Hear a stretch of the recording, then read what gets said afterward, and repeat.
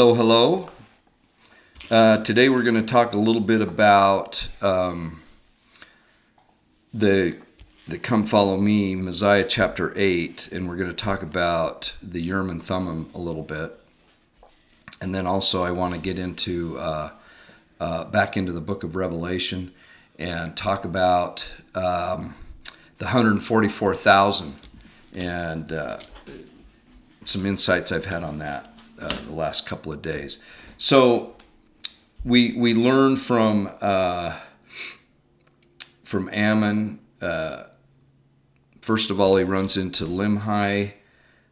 You all know the story there. Limhi had sent some men to go find Zarahemla, and they didn't find Zarahemla, but they stumbled upon a place with a lot of bones and swords, and they could tell that the people had been there.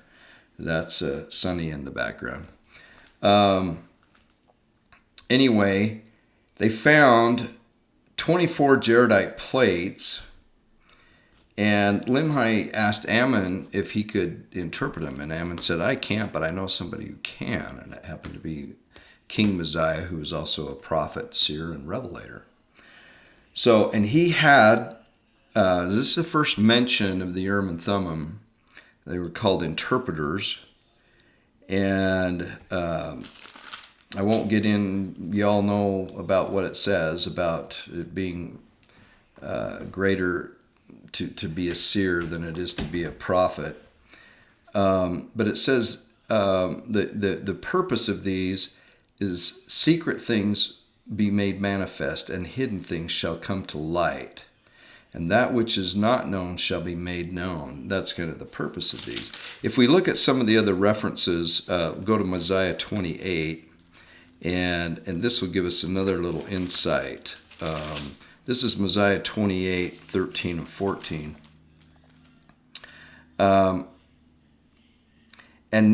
And now he translated them by the means of these two stones. These are the interpreters. This is Mosiah, King Mosiah, which were fastened into two rims of a bow.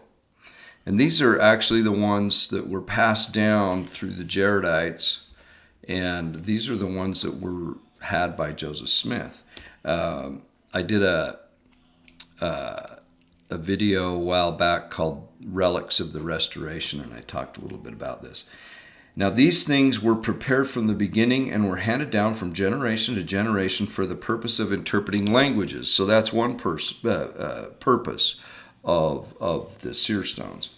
It was to interpret language. And they have been kept and preserved by the hand of the Lord, that he should discover to every creature who should possess the land the iniquities and abominations of his people.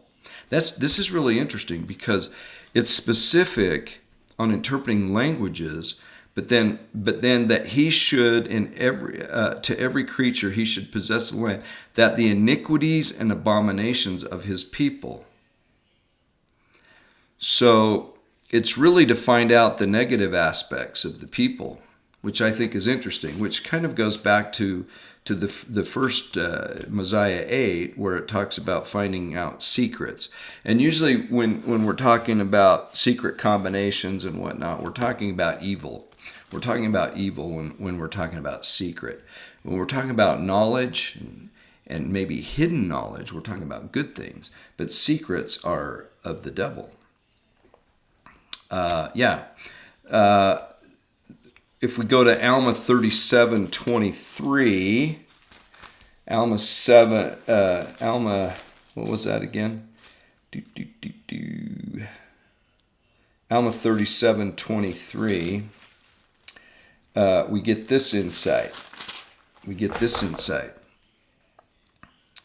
And the Lord said, I will prepare unto my servant Gezellim a stone which shall shine forth in darkness and delight, that I may discover unto my people who serve me, that I may discover unto them the works of their brethren, yea, their secret works, there we go again, their works of darkness and their wickedness and their abomination. So, and now, my son, these interpreters were prepared that the word of God might be fulfilled, which he spake, saying, I will bring forth out of darkness unto light all their secret works and their abominations. So A seer is it's not only interpreting languages or looking for things in the past, present, and future, but specifically it's to find those secret things that people are doing and evil things. Pretty fascinating when you pin it down and when you cross-reference it and look at it. And so we have more than one witness in the scriptures of how the Urim and Thummim was used to find the secret works of people, the darkness and the evil designs of people, specifically for the Urim and Thummim, and a seer that can utilize those. We sustained 15 men today as prophets, seers, and revelators, the first presidency and the quorum of the 12. Here's a challenge for you. We just had general conference, and if you take the opportunity to go through the apostles in the first presidency's talks, you can sometimes pick out when they're a prophet, when they're a seer, and when they're a revelator, and look at the different aspects of those three. If you study the scriptures, you can find the aspects of all three. But in particular, the seer part is finding the secret works and the evil designs of men. So that's the seer part working. In my opinion. Now we're going to go to Revelation real quick here. 144,000.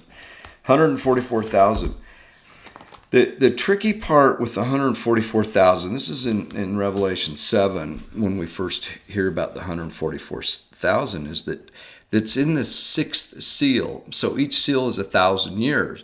So we have 4,000 years from Adam to Christ. And then 2,000 years after Christ would be the end of the sixth seal or the beginning of the seventh seal, probably close to around the year 2000. I think it's 2001 was the opening of the seventh seal, but I'm not going to get into that today of why I think that. But so you have this idea of the 144,000. So a lot of people in the church. And we can read this also in section 77 of the Doctrine and Covenants. The prophet actually asks, tell me about these 144,000. So a lot of people in the church think that sixth seal has not been completed yet because we don't know much about the 144,000. So as I was reading that this past week, I came up with an idea that maybe this 144,000 are individuals who have already been resurrected and had their, maybe what we would say is their calling and election made sure, or we could say that they have received the full endowment, the sealing, and they are set, right? I got thinking, who qualifies for that? Who qualifies for that? And then the thought came to me, some of our most choice spirits are children who died. Let's just say it. They died before the age of 8, and those children who were born, or babies who were born with mental handicap, being mentally handicapped, and they're not held accountable. And we know that they're choice spirits. And then when they pass, I think they qualify, or they're candidates to be one of the 144,000. Now the 144,000 are 12,000 individuals representing each tribe. So certainly from the beginning of the children of Israel, we could have 12,000 from each tribe that are pure, sweet, righteous individuals that came here and obtained a body. They were able to receive everything that they needed to have the perfect glory that qualifies them to be the 144,000. Now, as I've looked at this, I've seen that I don't think they necessarily have to be resurrected in order to be part of the 144,000. And most people I find in the church think that the 144,000 are on this side of the veil. I think they're on the other side of the veil. And I'm just going to read a couple of verses, or a few verses here. This is in chapter 7 of Revelation. And I said unto him, Sir, thou knowest. And he said to me, These are they which come out of great tribulation, and have washed their robes and made them white in the blood of the Lamb. Therefore they are before the throne of God. Before the throne of God. All this could have happened in the sixth seal, and we didn't even know it here on this side of the veil. Therefore are they before the throne of God, and they serve him day and night in his temple. And he that sitteth on the throne shall dwell among them. And they shall hunger no more, neither thirst any more, neither shall the sun light on them, nor any heat. That is interesting. That is interesting. Now, if we go over to here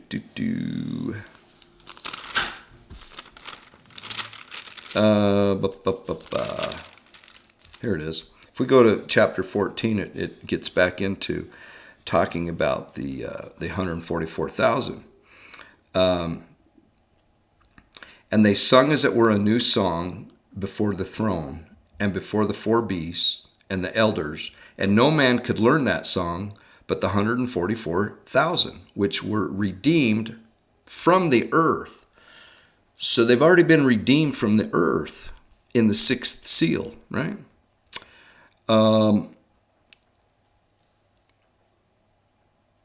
These are they which were not defiled with women, for they were virgins. Sorry. For they were virgins.